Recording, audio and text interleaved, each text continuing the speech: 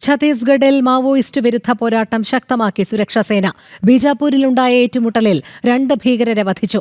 ആയുധങ്ങൾ പിടിച്ചെടുത്തതായും മേഖലയിൽ പരിശോധന തുടരുന്നുണ്ടെന്നും ബസ്തർ IGP സുന്ദർരാജ് അറിയിച്ചു.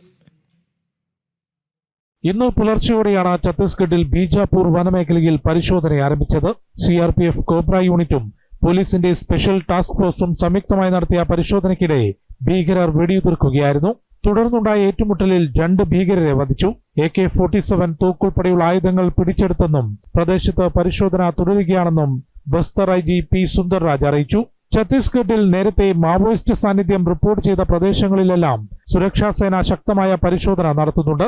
ഈ വർഷം മാർച്ചോടുകൂടി രാജ്യത്തു നിന്ന് ചുവപ്പൻ ഭീകരത പൂർണ്ണമായും തുടച്ചു നീക്കുമെന്ന പ്രഖ്യാപനം കേന്ദ്ര ആഭ്യന്തരമന്ത്രി അമിത്ഷാ നടത്തിയിരുന്നു.